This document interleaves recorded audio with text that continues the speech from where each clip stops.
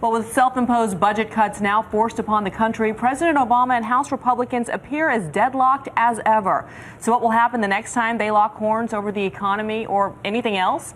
Let's bring in George Stephanopoulos, host of ABC's This Week, just back from Rome himself. Hey, great to see you, George. And that next fiscal fight could come soon with the potential government shutdown at the end of the month. So now that both sides have proven their points, can they come together? I don't think so, no. In fact, the only thing they seem to be agreeing on as we head to the end of the month on that potential government shutdown is that they're going to avoid the shutdown, not shut down the government in March, but keep those spending cuts, keep those automatic across-the-board spending cuts in place at least until the end of the fiscal year, which is September 30th. So they basically resign themselves to the idea there's not going to be a big deal right now that includes both taxes, new taxes, and spending cuts. They're going to keep the sequester in.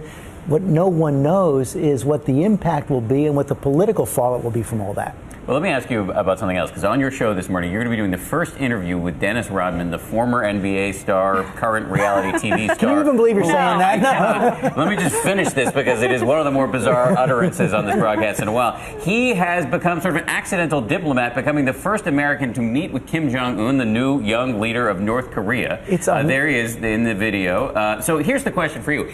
What's the consensus at this point? Did he, oddly enough, make a fresh opening for the United States with one of the most repressive and isolated regimes on the planet, or did he get used by a brutal dictator? Well, you see those pictures right there. Clearly the North Korean regime is going to be happy with those pictures. We'll see what he says when he comes out in this first interview, though, and we learn a lot more. He has spent more time one-on-one with Kim Jong-un than any other American. You know, you talk to experts right now, they say he knows more than anyone in the CIA knows about Kim Jong-un. So anything he says about the dictator is interesting, but it will be interesting also to see his take on Kim Jong-un and whether he sticks by those words that he said, that he tweeted out coming off the trip, where he said, I love this man, he's awesome.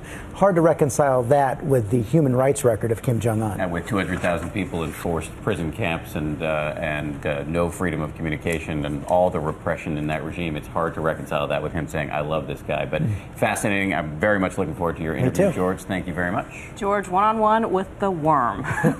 George also has a big show coming up. As we mentioned, he will be sitting down with former NBA star Dennis Rodman. He'll also be sitting down with White House economic advisor Gene Sperling and Republican Senator Kelly Ayotte, weighing in on what's next in the budget battle.